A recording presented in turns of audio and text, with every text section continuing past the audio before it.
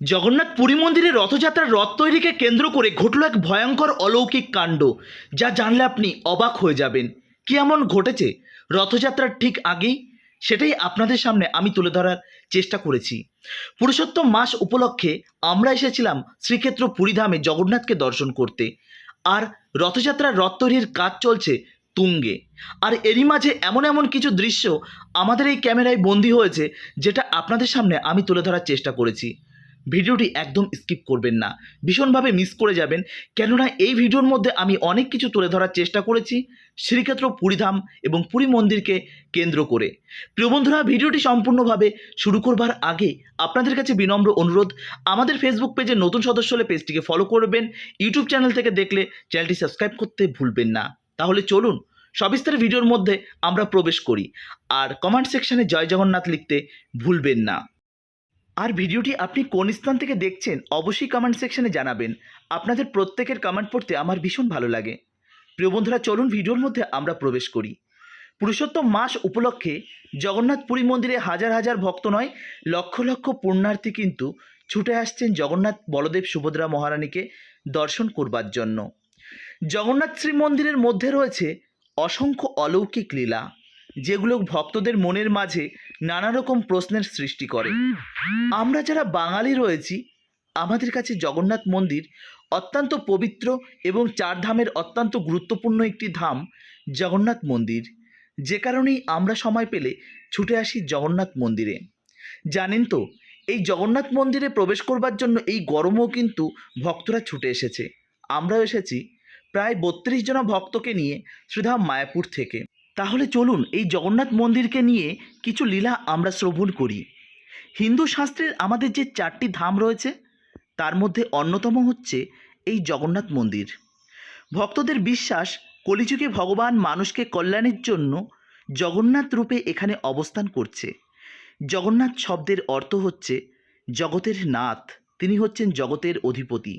দেখতে পাচ্ছেন চারিদিকে প্রচণ্ড গরম, আর খালি পায়ে ভক্তরা প্রবেশ করবে মন্দিরের ভেতরে, তার জন্য কিন্তু বিশাল বড় লাইন। সমস্ত লাইনকে উপেক্ষা করে ভক্তরা জগন্নাথকে দর্শন করার জন্য আকাঙ্ক্ষিত।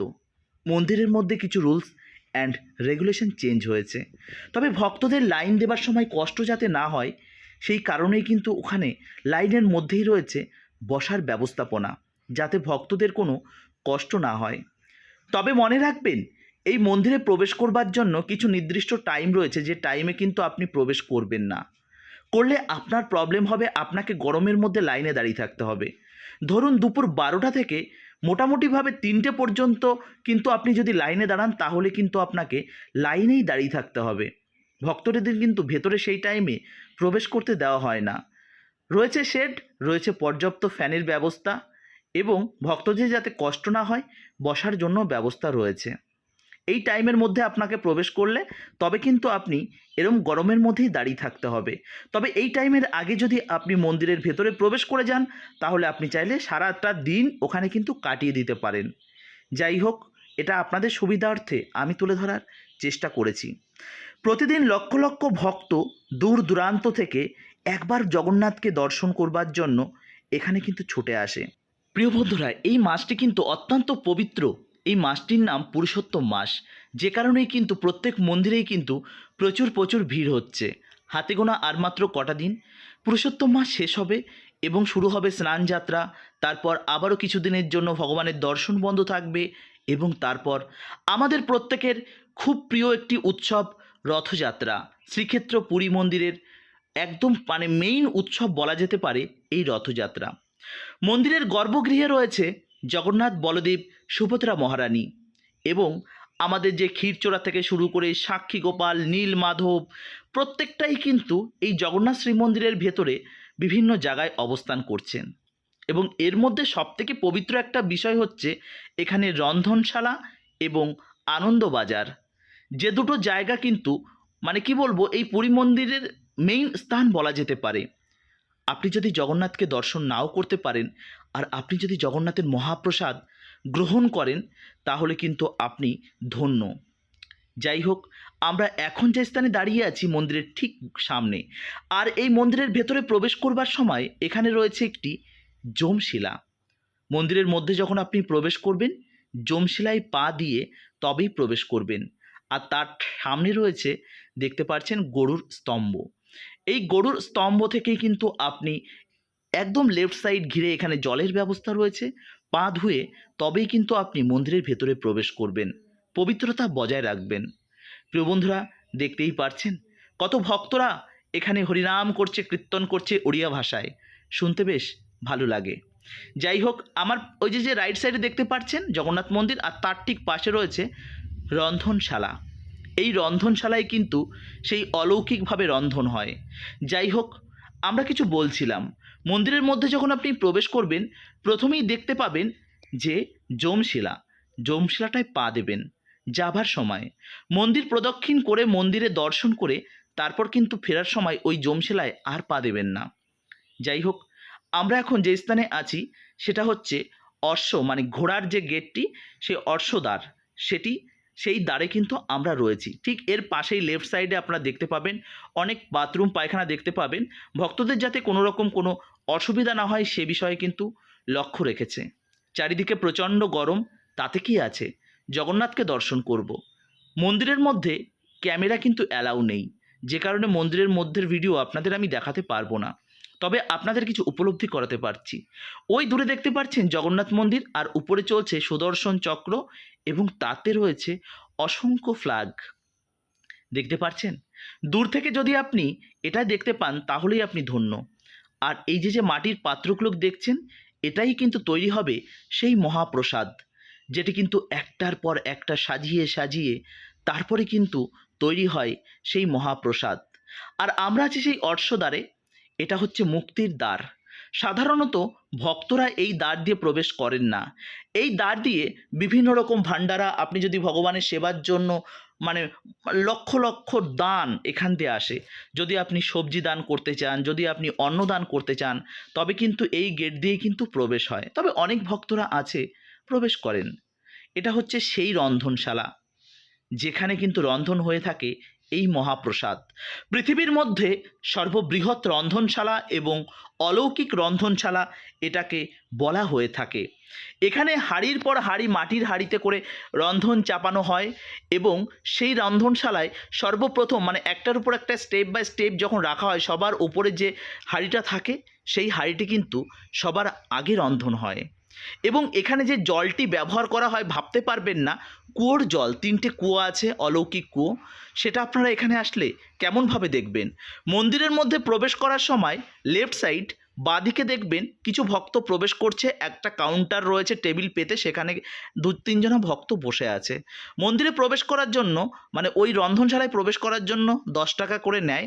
আপনারা চাইলে প্রবেশ করতে পারেন, অবশ্যই প্রবেশ করবেন, দর্শন করবেন, জগন্নাথকে দর্শন করবেন। আর সবথেকে মেইন বিষয় হচ্ছে জগন্নাথের যে মহাপ্রসাদ আনন্দবাজার, সেই আনন্দবাজার থেকে কিন্তু অবশ্যই আপনারা প্রসাদ পাবেন।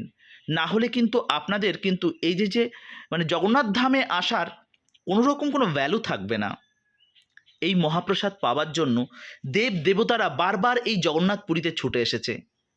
কথায় উল্লেখ আছে, এই জগন্নাথ পুরী মন্দিরে ভগবানের সঙ্গে এমনভাবে হয়তো আপনার আলাপ হয়ে যাবে, এমনভাবে আপনার দর্শন হয়ে যাবে, আপনি নিজেও হয়তো বুঝতে পারবেন না। তবে এখানকার পাণ্ডাদের নিয়ে আপনাদের অনেক রকম প্রশ্ন রয়েছে। দেখুন, জগন্নাথের পাণ্ডা হচ্ছে জগন্নাথের প্রিয়, ভীষণ প্রিয়। যাই হোক, জগন্নাথের পাণ্ডাদের কোনো ভুল ত্রুটি আমি তো বিশেষ করে ধরতে চেষ্টা করি না, আপনারা চাইলে করতে পারেন। যাই হোক, রথযাত্রার রথ তৈরির ভিডিওটা নেক্সট ভিডিও, মানে আগামীকাল আপনাদের দেখাবো। আপনাদের ভিডিওগুলো আপলোড করতে দেরি হলো, ইউটিউবে বেশ কয়েকদিন ভিডিও আপলোড হয়নি, যে কারণ জানেন জগন্নাথ পুরীতে গিয়ে একটা বিশেষ, মানে একটা আমার সঙ্গে একটা ইনসিডেন্ট ঘটেছে ট্রেনে যাতায়াত নিয়ে, সেটা নিয়ে পরবর্তীতে আপনাদের আলোচনা করব। রথযাত্রার হাতে গোনা আর মাত্র কটা দিন, আপনাদের শ্রীক্ষেত্র পুরী ধাম আমি ধীরে ধীরে দর্শন করাবো। এখান থেকে আমরা এরপরে চলে যাব রথযাত্রার রথ তৈরি দর্শন করাবো, তারপর আপনাদের দর্শন করাবো ওইদিকে নীলমাধব থেকে শুরু করে নীলগিরি পর্বত, তারপর পঞ্চলিঙ্গেশ্বর, ক্ষীরচোরা গোপীনাথ, অনেক জায়গা দর্শন করাবো এবারের এপিসোডে। যাই হোক, ভালো থাকুন, সুস্থ থাকুন, আর এইভাবে মায়াপুর ভ্লগের সঙ্গে জুড়ে থাকুন। আমি চাই আপনারা বাড়িতে বসে শ্রীধাম মায়াপুরের সঙ্গে সঙ্গে যে সমস্ত জায়গা রয়েছে প্রত্যেকটা জায়গায় আপনারা সুন্দরভাবে দর্শন করুন।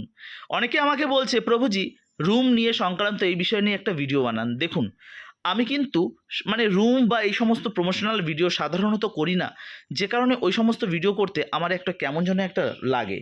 যে কারণে আপনাদের বলবো, আপনারা যখনই আসুন না কেন মোটামুটিভাবে অনলাইনে বুকিং করবেন না, পুরীতে চলে আসুন। রুম সাধারণত অ্যাভেলেবেল থাকে, অসুবিধার কিছু নেই।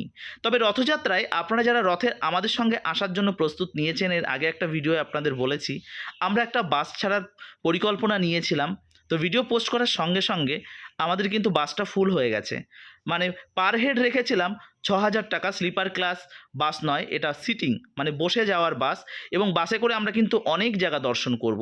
ক্ষীরচোরা গোপীনাথ, সাক্ষীগোপাল, পঞ্চলিঙ্গেশ্বর, তারপর এদিকে উদয়গিরি, খণ্ডগিরি, ধবলগিরি, ঠিক আছে? এরকম অনেক কয়েকটা জায়গা আমরা এক্সপ্লোর করব। করতে করতে আমরা জগন্নাথ মন্দিরে আসবো, রথযাত্রা রথের আমরা জয়েন্ট করব এবং তারপর আবারও আমাদের নিজ গৃহে ফিরে যাব। তবে রুম নিয়ে একটা প্রবলেম রয়েছে। আপনাদের পার্সোনাল রুম বা এরকম কোনো আমাদের ব্যবস্থা করতে হয়তো আমরা পারবো না, কারণ রথযাত্রা উপলক্ষে একটু প্রবলেম থাকে। সাধারণত ডরমিটারি থাকবে। ৬,০০০ টাকা করে আপনাদের পার হেড পড়বে। আরও একটা বাসের পরিকল্পনা নিচ্ছি, সেই বাসের পরিকল্পনাটা আমাদের কনফার্ম হলে তবেই কিন্তু আপনাদের সামনে আমি তুলে ধরবো। আমাদের যে বুকিং নাম্বার, সেখানে আপনারা কিন্তু বুকিং করতে পারবেন। যাই হোক, আপনারা প্রত্যেকেই কমেন্ট সেকশানে জয় জগন্নাথ লিখতে ভুলবেন না। ভিডিওটি বেশি বেশি করে শেয়ার করুন। পুরুষোত্তম মাস উপলক্ষে আপনারা জগন্নাথ শ্রীমন্দির দর্শন করুন, নিজে আসুন, জগন্নাথকে দর্শন করে যান এবং আপনার মানব জীবনকে সার্থক করে যান। হরে কৃষ্ণা, জয় জগন্নাথ, জয় শ্রীলা প্রভুপাদ, শ্রীক্ষেত্র পুরীধাম কি জয়। হরে কৃষ্ণা, জয় জগন্নাথ, জয় জগন্নাথ।